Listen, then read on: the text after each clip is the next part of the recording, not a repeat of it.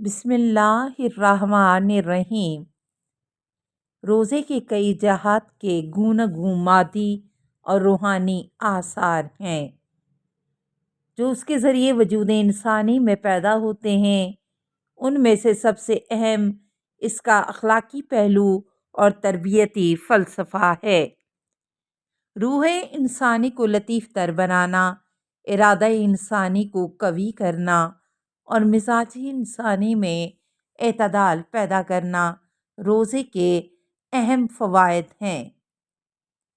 روزے دار کے لیے ضروری ہے کہ حالت روزہ میں آب و غذا کی دستیابی کے باوجود اس کے قریب نہ جائے اور اسی طرح جنسی لذات سے چشم پوشی کرے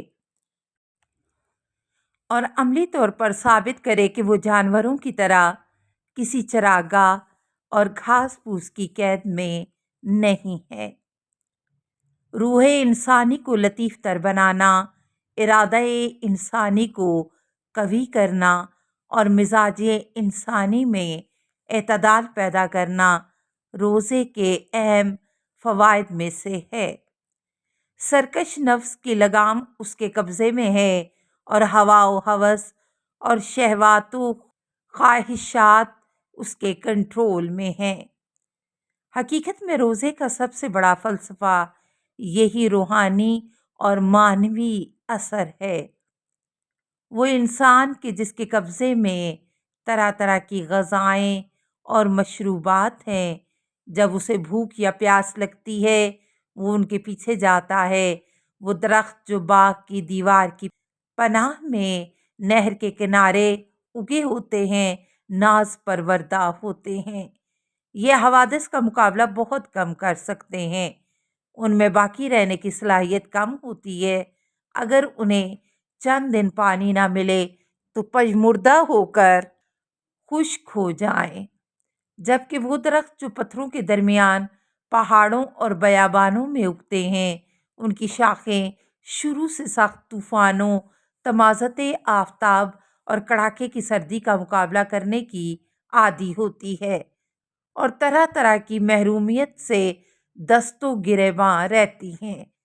ایسے درخت ہمیشہ مضبوط، سخت کوش اور سخت جان ہوتے ہیں۔ روزہ بھی انسان کی روح اور جان کے ساتھ یہی عمل کرتا ہے۔ یہ وقتی پابندیوں کے ذریعے انسان میں قوت مدافعت اور قوت ارادی پیدا کرتا ہے اور اسے سخت حوادث کے مقابلے کی طاقت بخشتا ہے۔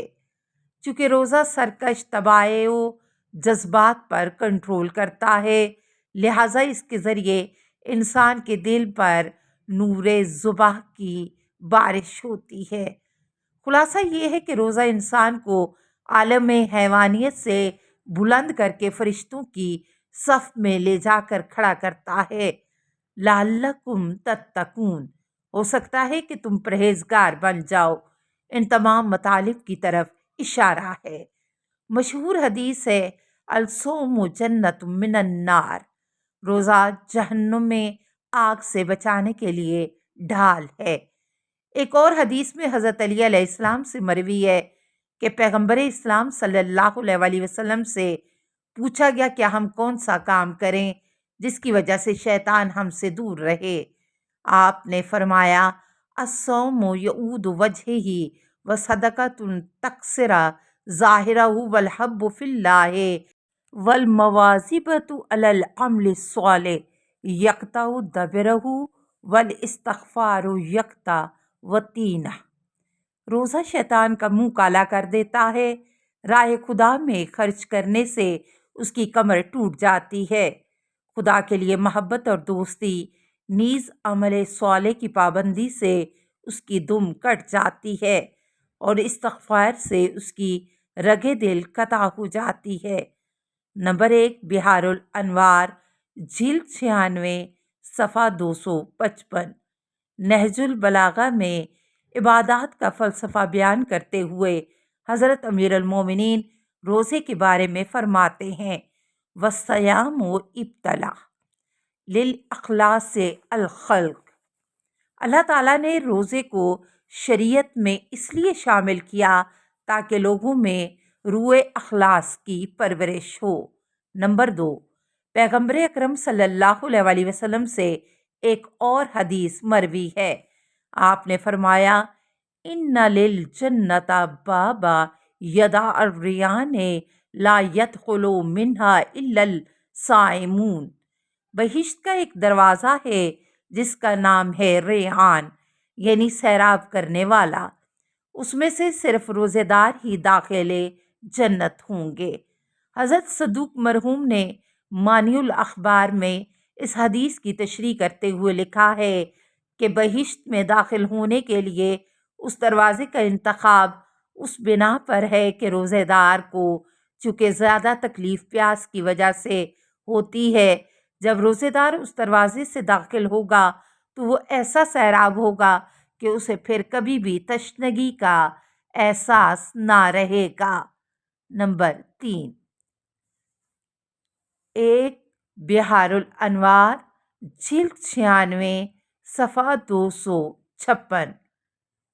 2، نہج البلاغہ، کلمات کسار، نمبر 252۔ نمبر 3، بحار الانوار، جلد 96، صفحہ 252، ماخوذ از تفسیر نمونہ۔